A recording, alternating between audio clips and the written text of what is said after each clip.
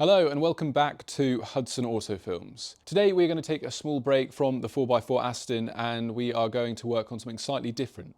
We're going to work on the barn itself. I absolutely love this barn. It's one of my favourite places to be in the world. However, over the last few months, as I've been rather intensely building this 4x4 Aston, the barn has certainly suffered. There is stuff absolutely everywhere, things that should be here, things that shouldn't be here, and if it should be here, it's in the wrong place. It has really lost its way, and it's totally my fault. So today we are going to start revamping the barn, sorting everything out and starting creating better workstations. But wait 1 minute. Before we go any further, I'm excited to say today's episode is sponsored by Car Vertical. Car Vertical is the ultimate vehicle history tracker. So whether you're buying a new car or you just want to know more about your existing car, Car Vertical is the answer.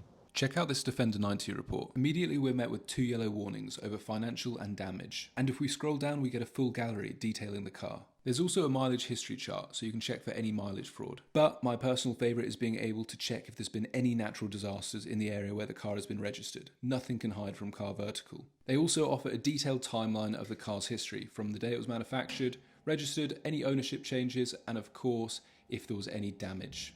Car repairs are getting better and better, so it is more important than ever to be able to check your vehicle's history. But if for whatever reason your report is without findings, it's all good because you will get your credits back. So please check out Car Vertical. I've linked them down below and you can also use my code HUD for 20% off. So a huge thank you to Car Vertical, and I suppose with that, it's time we get on.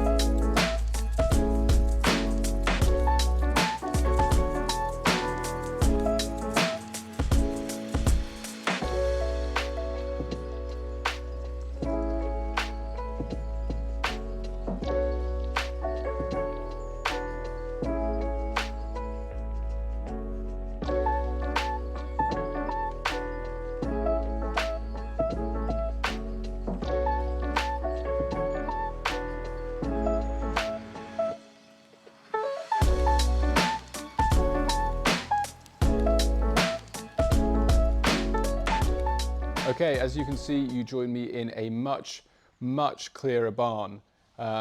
Still a lot of things that need moving and sorting, but yeah, a lot better. As you have seen, I have been joined by the boss. Hello, I'm the boss. Who has been helping me, which has been very nice. But all of this stuff had to go somewhere, and well, this is the contents of the workshop. I mean, it doesn't look as bad as you'd think. It does look quite bad. But a lot of this stuff, that pile over there, is to get rid of. Then all the stuff on the green tarpaulin is mainly workshop. That big pile over there is kind of scrap metal, all of the parts we've removed from the Aston and the Land Rover. And that's a bunch of misc and all sorts. But now we have all of this space, it is time to reformat the building.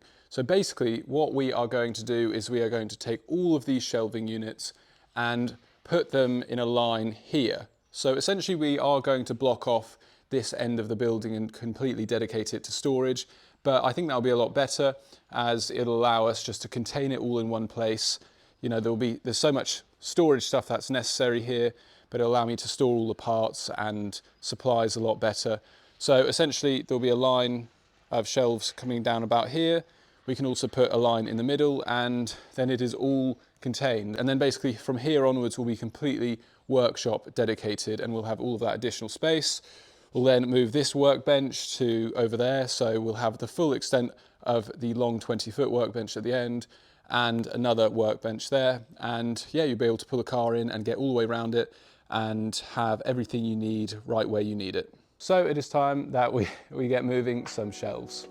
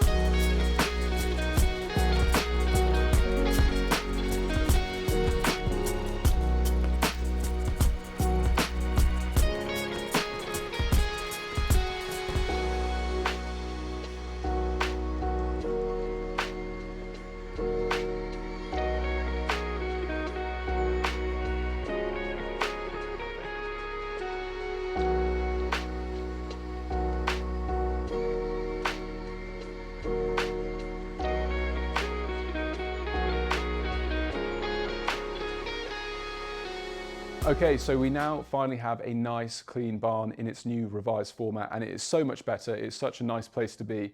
Unfortunately, the next thing to do is bring in all of the stuff from outside, trashing this nice clear empty space. But the goal is to sort through everything, get rid of all the doubles. Like I have so many doubles of tools, so many tools that are now inferior. So get rid of all of that, sort through, kind of refine the actual things I want to keep, find a home for them, and then yeah, hopefully we can have a much more efficient and tidy workshop.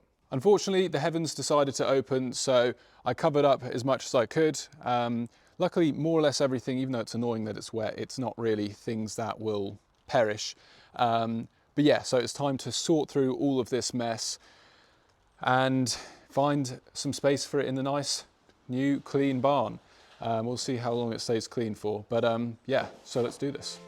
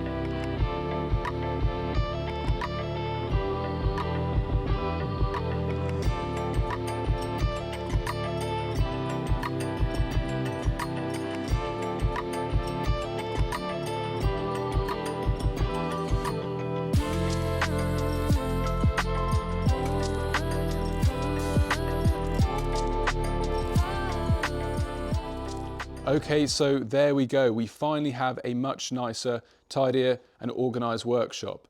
Honestly, I haven't seen it look this good in years. This new format is far better, it's far more workable, and yeah, it's just a really nice place to be. All this stuff in the corner, kind of signs and stuff like that, I would like to put up on the walls. That will come in another episode, as we are going to do another big modification to the barn coming up very soon. But we need to do that first before we can kind of figure out where all the signage and stuff can go. I put my tools underneath here. Again, they are not going to be there for long. We are going to be mounting them, but for now, that is where they're going to live. And it's amazing, yeah, how many doubles I had of things. So that is what's left. Again, if I take you around to the workbench, just things resting, kind of the essentials, which will all be mounted hopefully in the very near future. And then we've got this excessively large sitting area. People do comment on this from time to time. Why do you have a sofa in a workshop? Well, hopefully now you can see this is not just a workshop, but with that said, we would like to get rid of a few of these sofas. But it is amazing how quickly you build things up, and really the day of reckoning had to come and it has begun. So those will be going to the auction soon, and so will a lot of things over there. Okay, if I take you around to the storage area, you can see our scrap pile has developed nicely, so that needs to be sorted through at some point and sent to the scrapyard. If I take you into the storage area, as you can see, it has started to be organised. I've kind of got my bodywork area, paint area, electrics, but there is still a lot of mess. You know, down here is all these tools which need to go to the auction. But the great thing about having it all separate is we can sort through it properly and methodically, which is, you know, the only way you can do it, and get rid of things and sort things and know what's got value, what's not got value, and do all of that without interfering with the main workshop area. The main workshop area can keep being a workshop and being really functional whilst we do everything in the storage area. But yeah, so yeah, it's just looking so much better. This is so much nicer of a format, and I'm excited. As you can see, Rusty has returned. He's been in Cuba for a few months. Long-term viewers will remember Rusty. But yeah, he's a life-size Playmobil clown.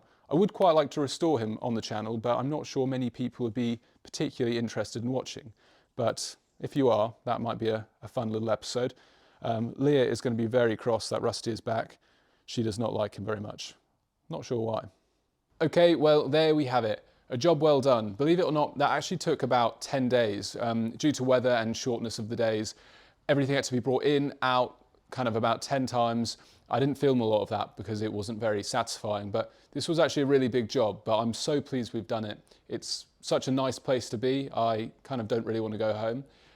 Which is how you want it. Beforehand, I was pretty ready to go home every day because it was such a tip. Over this year, we are going to continue upgrading the barn, hopefully with things like power and tool storage. That will be really exciting, so do stay tuned for that. We'll also be back working on cars very soon. The 4x4 Aston is about to be split into two pieces again, and the chassis and everything is going to be restored. There's been a slight delay on that as it is being used as a prop for a fashion brand, believe it or not.